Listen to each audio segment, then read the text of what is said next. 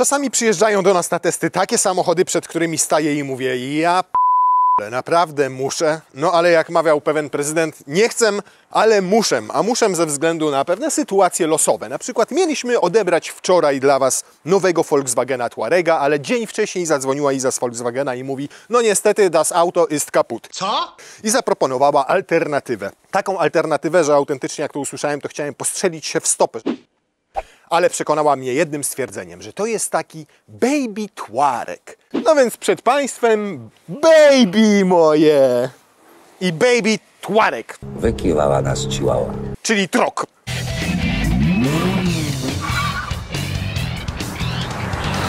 Znowu będziecie jęczeli, że kolejny SUV, że kolejny crossover, ale prawda jest taka, że i w Europie, i w Polsce ponad 50% sprzedaży absolutnie wszystkich samochodów to są już crossovery, czyli CUVy tak zwane, i SUVy, czyli Sport Utility Vehicle.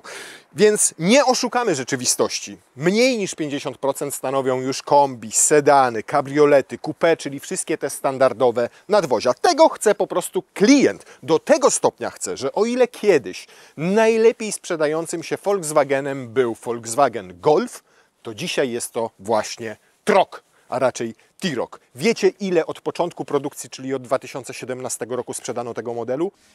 1 500 000.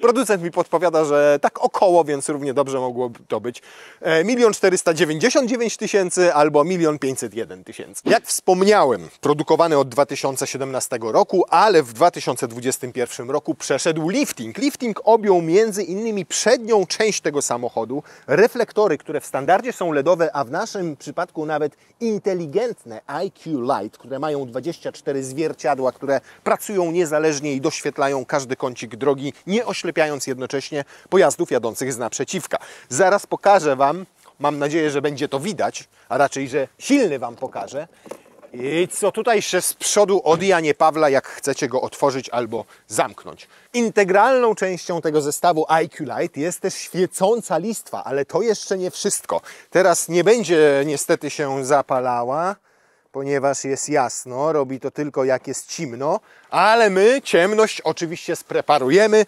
wszystko Wam pokażemy. Chodź pod kocyk, silny, Ty lubisz.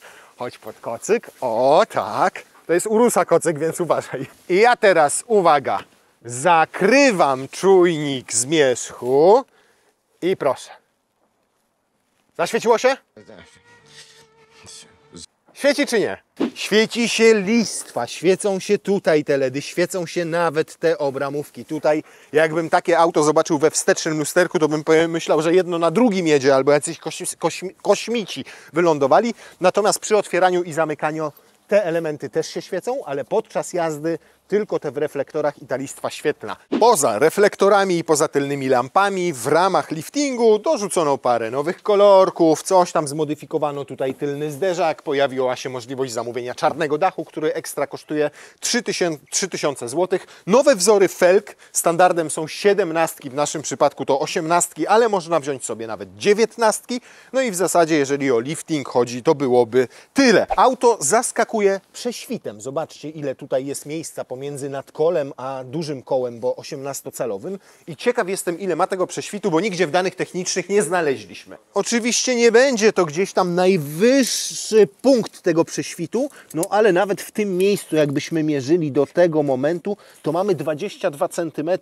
I jak na samochód tego segmentu, jak na małego crossovera, to naprawdę całkiem sporo. Samochód zbudowany został na płycie Golfa MQB, natomiast jeżeli chodzi o wymiary, to jest 5 cm od niego krótszy, a rozstaw osi ma krótszy o 3 cm. Niemniej i tak wyprzedził Golfa w rankingach sprzedaży. Skoro zatem mamy samochód krótszy nieco od Golfa, z nieco krótszym rozstawem osi, to dlaczego jego ludzie wybierają, a nie tego rzeczonego Golfa? Ano, po pierwsze dlatego, że jest podwyższonym crossoverem, a po drugie dlatego, dla bagażnika, ponieważ ten ma tutaj 445 litrów pojemności, 65 więcej niż w Golfie. Podłogę możecie obniżyć, o, i dopiero w tym momencie macie, czemu co się blokuje? Jak już tę podłogę, obniżycie, to teraz macie te 445 litrów pojemności, jak wspomniałem 665, więcej niż w Golfie hatchbacku. Tutaj nam taka nierówność powstaje, w tym miejscu, w momencie, kiedy ułożymy podłogę w najniższym położeniu, ale może nie będzie to jakoś przeszkadzało specjalnie. I zobaczcie, dwie takie wielkie walizy w samochodzie, który ma zaledwie 4,23 m długości. To naprawdę niewiele, a wchodzą dwie takie walizy i jeszcze tutaj wejdą Wam dwie mniejsze. Wow! Naprawdę to jest duża sztuka i to się Volkswagenowi tutaj udało bardzo. Jak nadal jeszcze nie rozumiecie, nie wiecie, czemu to auto ludziom się bardziej podoba niż Golf, to obejrzyjcie sobie nasz test Golfa 8 generacji z silnikiem 1.5. Tu jak klikniecie, to go zobaczycie.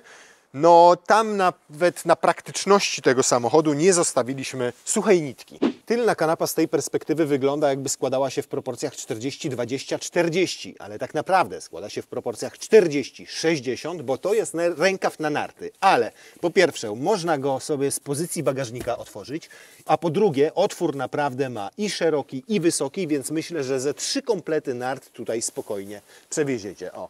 A tutaj proszę dowód na to, że to nie całe środkowe siedzisko się złożyło, bo jest zagłówek i jest jego górna część. Natomiast i stąd możecie sobie złożyć oparcie i stąd możecie sobie złożyć oparcie i wtedy macie w zasadzie płaską podłogę, więc większe przedmioty też tutaj przewieziecie. To zobaczmy, czy równie praktycznie jak w bagażniku będzie na tylnej kanapie. Najpierw max w dół.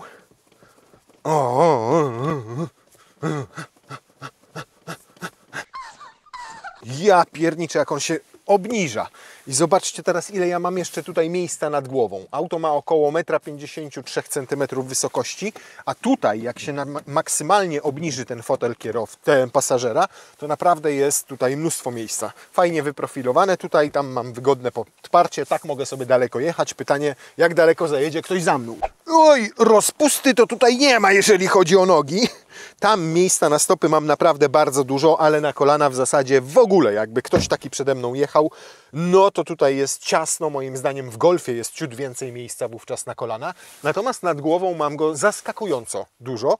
Moim zdaniem jakby tam siedział ktoś taki do 1,70 m, 80 i za nim ktoś też 1,60 m, 1,70 m, to byłoby naprawdę spoko. Natomiast jak tam będzie taka 2-metrowa osoba jechała, no to nie ma opcji, żeby tutaj za nią druga taka się zmieściła. Po prostu wbijam te kolana komuś w plecy, a nie tylko w fotel. Szczególnie, że to jest miękko wykończone, a nie obite twardszym materiałem, więc ktoś będzie to wyraźnie czuł. Trzeciej strefy klimatyzacji nie ma, natomiast są nawiewy tutaj. No to też w tej klasie plus, że chociaż to mamy też 2 gniazda USB-C. No trzecia osoba tutaj po środku, no to już w ogóle nie ma szans, żeby się zmieściła. O Jezu, to 4-osobowe auto jest. Nawet na krótkim dystansie po prostu, no to zobaczcie, jak bąk wygląda. Plus za tapicerkę siedzeń w naszej wersji Style, tudzież z polskiego Style, ona jest taka troszkę welurowa, troszkę alcantarowato, ale tu są tak naprawdę zastosowane 3 materiały, bo to jest welur a la alcantara, tutaj jest taki inny materiał, a tutaj jest a la skóra, a tu jeszcze 4 inny nieco materiał, natomiast wygląda to naprawdę ładnie i wolę taką kolorystykę. O Jezu, stopy nie mogę wykręcić. Ja zaraz bez buta wyjdę. No, a tutaj co jest? A tutaj jest podłokietnik z takim otwartym niestety uchwytem na kubek i z przesuwnymi takimi, nie wiem nawet jak to nazwać, co to jest, tu Isofix jakiś, znaczy od Isofixa zaślepka.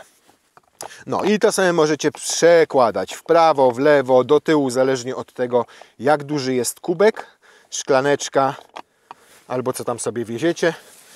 No, nasze wysoko umieszczone. To jest plus. Plus za to, że drzwi tutaj zamykają się zasłaniając próg. Zobaczcie, jak zamknę, uwaga.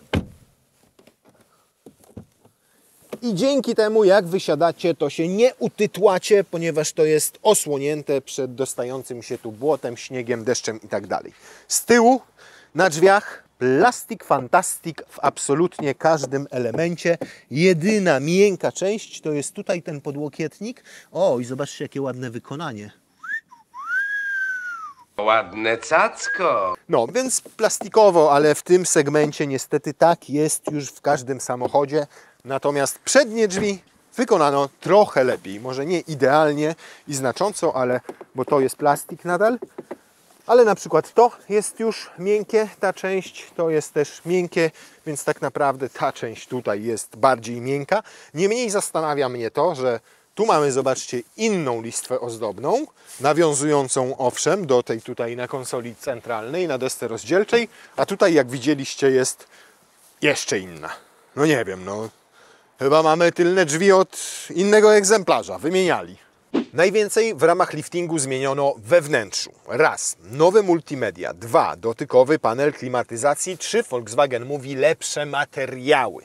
No więc z lepszych materiałów w zasadzie mamy tylko górę deski rozdzielczej, bo rzeczywiście ona jest z miękkiego materiału zrobiona i ma przeszycia chyba nawet, nieprawdziwe, z wtryskarki. Natomiast cała reszta to jest tworzywo sztuczne. Plastik, fantastik w absolutnie każdym zakamarku. Miękka tutaj jest tylko kierownica i tutaj miech wokół gałki dźwigni zmiany biegów. No i tutaj miękko. Po co tutaj miękko, skoro tam nie siedzicie i nie dotykacie? Częściej dotykacie tutaj. Wolałbym odwrotną sytuację, czyli tam, żeby było twardo, bo tam nikt nie maca, nikt nie dotyka, a tutaj, żeby było bardziej przyjemnie. No więc do luksusu tutaj, jeżeli chodzi o materiały, daleko. Jedynym luksusowym akcentem, jaki tutaj wprowadzimy, będzie drewniany, luksusowy zapach naszego partnera, czyli Aroma Car. O, proszę. O Boże, jaki piękny. I teraz mamy kart premium i luksusowego Volkswagena Troca. Wada, ten panel klimatyzacji dotykowy. Co było złego w pokrętłach i fizycznych przyciskach? Szczególnie, że one zostały tutaj. No co, ja się pytam. Fatalnie się tym ustawia temperaturę. Nigdy nie możecie trafić w taką, jak chcecie, jak przesuwacie palcem. Lepiej jest w to po prostu klikać, bo mówię, to przesuwanie to powoduje, że nigdy nie możecie... Chciałbym na przykład, zobaczcie, 21 ustawić.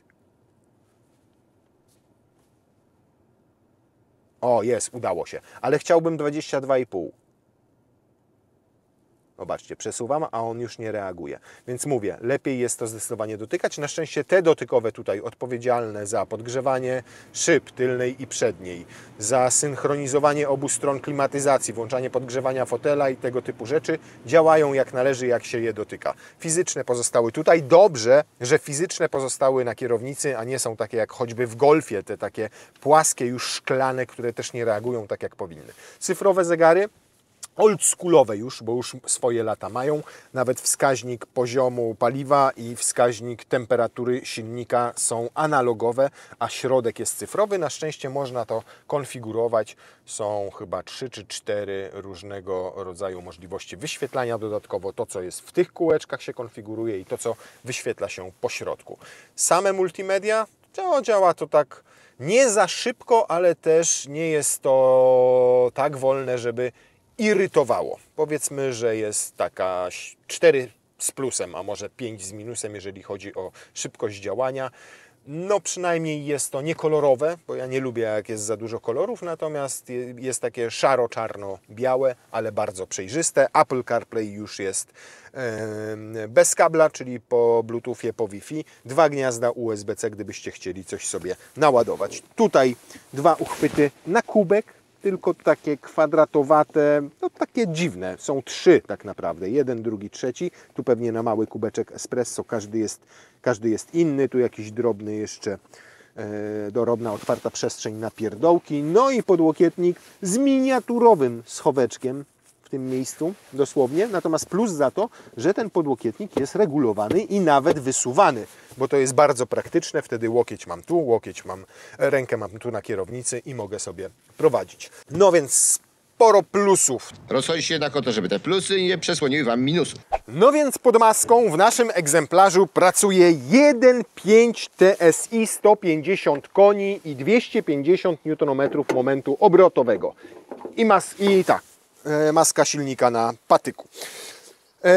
1.5 TSI Evo 2 dokładnie, czyli druga generacja silnika, która zastąpiła ten 1.4 TSI produkowany od 2012 roku, który nie był silnikiem zbyt udanym z wielu względów. Ten już ma oznaczenie EA211, jest poprawiony i co ciekawe aż o 20 kg lżejszy od tego 1.4 dzięki zastosowaniu tutaj elementów, materiałów redukujących masę. Co ciekawe, trójdrożny katalizator i filtr GPF zrobiono tutaj w jednej obudowie i Volkswagen twierdzi, że dzięki temu zminimalizowano użycie użycie metali ziem rzadkich, ale nie wiem, czy w tej kwestii można Niemcom ufać.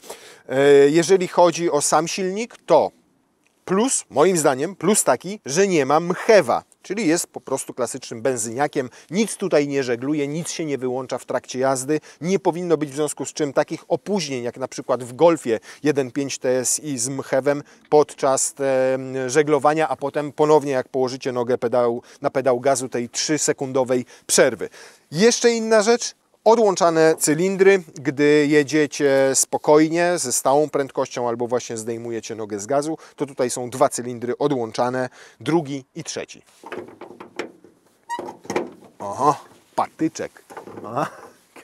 Skrzynia biegów w naszym przypadku to 7-biegówka dwusprzęgłowa, czyli DSG. Napęd natomiast mamy tylko na przednią oś. Auto dostępne jest z napędem na 4 koła, ale tylko w 2 wersjach. 2.0 TSI, które ma 190 koni mechanicznych, tam jest 4Motion, i w RC. R-kę testowaliśmy, ale przedliftową. Tutaj jak klikniecie, to sobie obejrzycie jej test. Dostępne są oprócz tego 2.0 TSI, oprócz R-ki, która bazuje na tym samym silniku, oraz oprócz 1.5 TSI jeszcze 1.0 TSI, 110 koni mechanicznych jako absolutna podstawa, i diesel 2.0 TDI w 2 odmianach mocy, 116 koni mechanicznych albo 150 koni mechanicznych.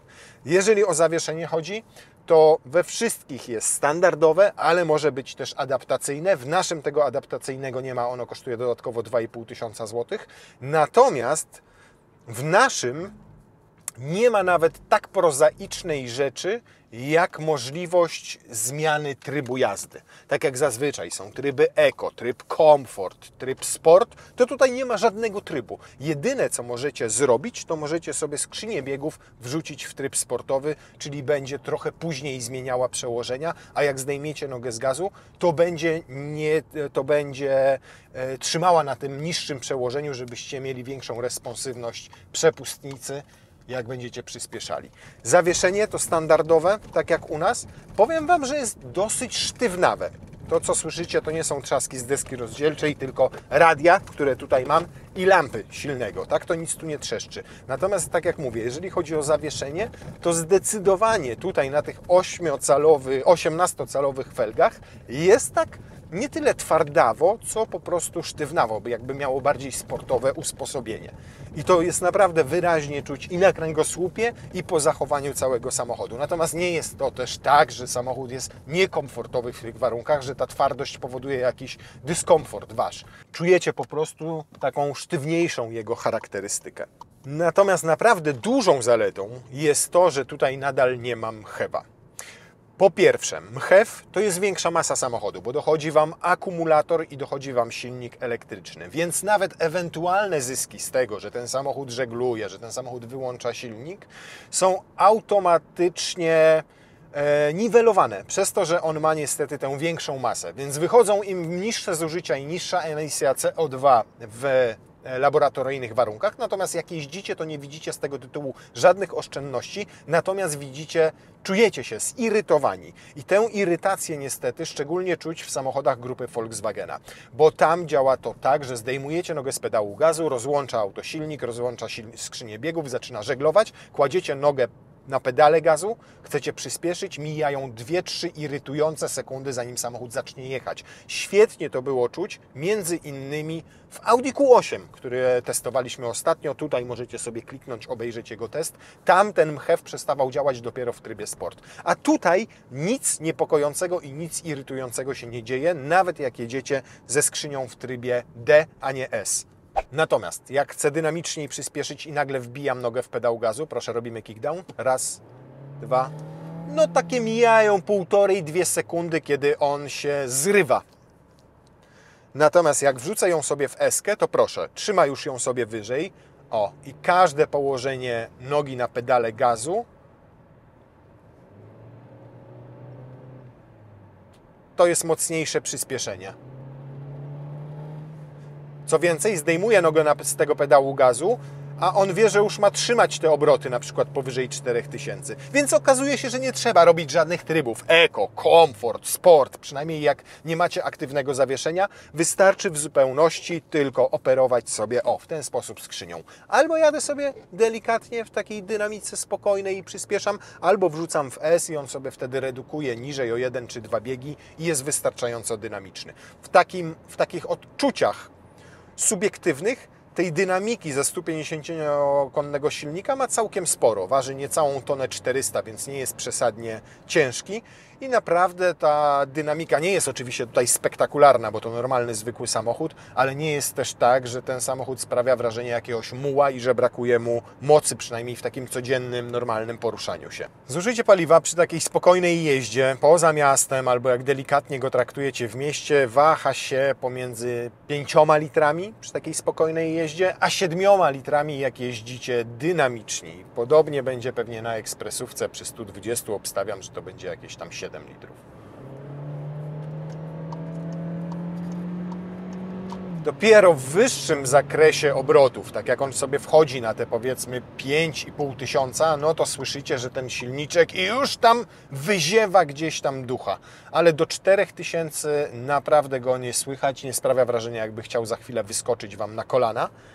Dopiero, tak jak mówię, jak się już cwaniaczek rozkręci, idzie te 5000, to już...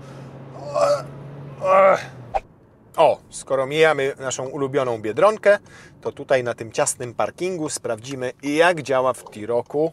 Tu stary T-Roc przedliftowy, proszę bardzo, trok. To sprawdzimy, jak działa asystent parkowania, gdyż taki tutaj mamy.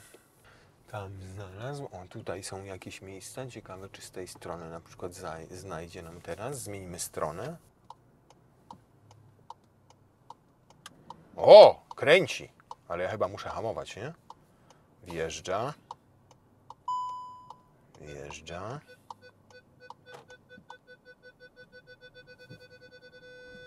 I co? Nie.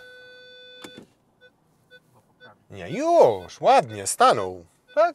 Zostawił co prawda z 2 miejsc ani jednego, może motocykl po lewej, motocykl po prawej. Zaparkował na środku 2 miejsc, ale tak po polsku to zrobił przynajmniej, w stylu BMW bym powiedział. A nie, jeszcze poprawia. A nie, czekaj, zobacz. Dobre, nie zajął 2 miejsc. Patrz pan.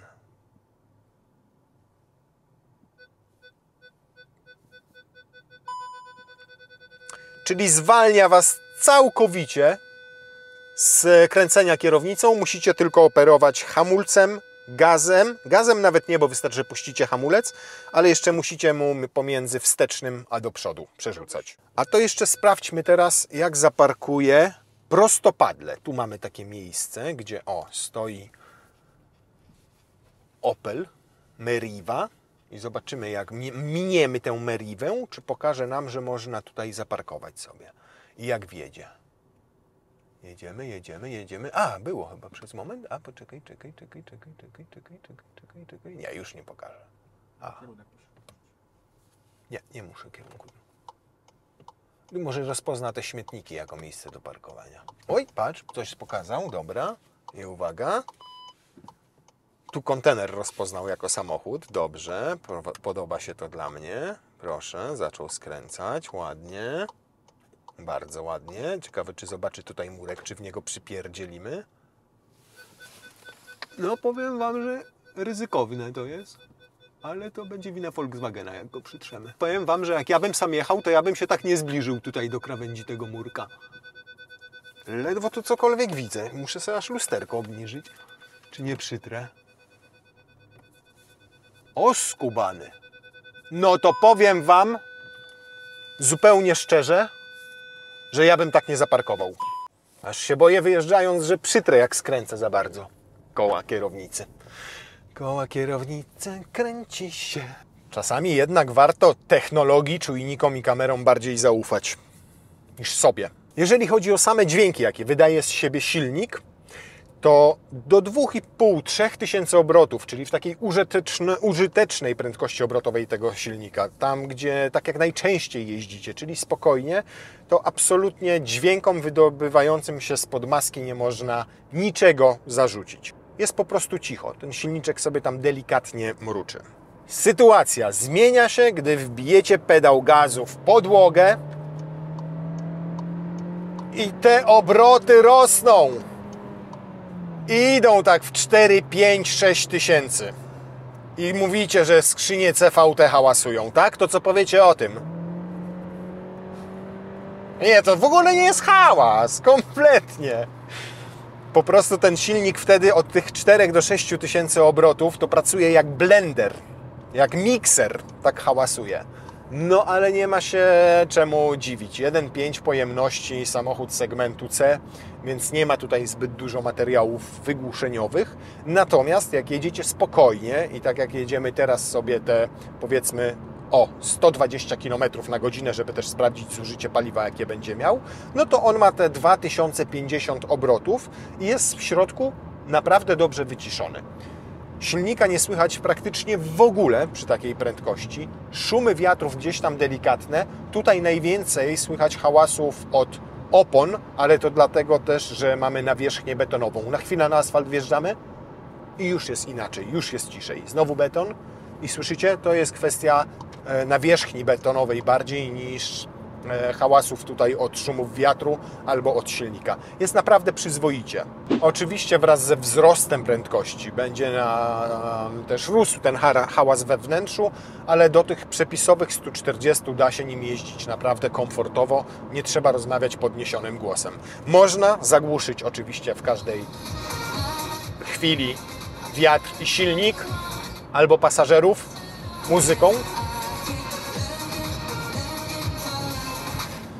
Tutaj jest system Beats, dodatkowo 2500 zł kosztuje i nie są te pieniądze warte wydawania, ponieważ dudni bas, jak jest wokal, to dobiega jakby ze studni i wczoraj próbowałem wyregulować tu i średnie, i wysokie, i niskie i się tym pobawić, ale naprawdę nie udało mi się tego zrobić tak, żebym był zadowolony. Średnie zużycie z ekspresówki 120 na godzinę, 6,3 litra i to zależnie od warunków pogodowych, od ruchu na drodze, od tego ile przyspieszacie, ile hamujecie, to z moich doświadczeń wynika, że to jest właśnie takie 6,3 do 7 litrów, jak tej dynamiki jest trochę więcej, tego wyprzedzenia trochę więcej, ale stabilna jazda cały czas 120 na tempomacie, czy z nogą idealnie w punkt na pedale gazu, to jest właśnie te 6,5 litra, tak mniej więcej, też rozsądnie.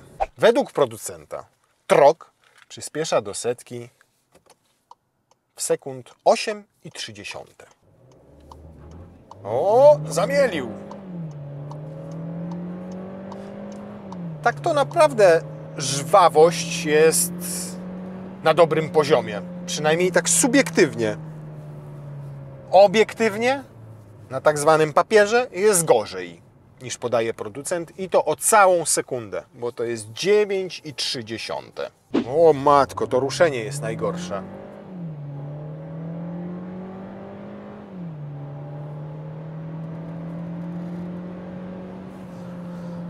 (9,39). No więc tak jak mówię, dupy nie urywa. No więc jaki jest Trok? Tak w kilku słowach podsumowania. No nie jest to Baby Touareg, bo Touareg jest jakiś, zawsze nas fascynował gabarytem, pneumatyką, osiągami, monumentalnością, wieloma rzeczami. Tutaj fascynacji nie ma wcale. To jest taka kanapka z serem i z szynką, powszechne danie, które każdy z nas robi sobie na śniadanie, ewentualnie na kolację, które dzieci zabierają do szkoły, które można zjeść w każdym bistro rano, które można kupić na każdym rogu. Owszem, ma dużo zalet, jest bardzo praktyczny, zaskoczył nas jego bagażnik. Fajnie, że jest jednak w dużej części analogowy, że ma tutaj prawdziwe, klasyczne przyciski, a nie tak jak Golf już te takie dotykowe, które nie działają tutaj nawet w suficie przy lampeczkach. W sensie nie działają tak jak powinny, albo raz działają, raz nie działają. Nieintuicyjne i nieprzyjemne jest to w obsłudze, według mnie przynajmniej. A tutaj tej analogii nadal jest sporo.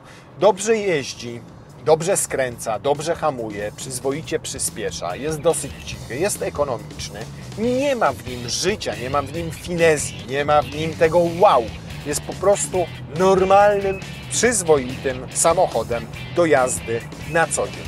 Jest Volkswagenem, w takim starym, dobrym, lepszym stylu niż ten wspomniany Golf.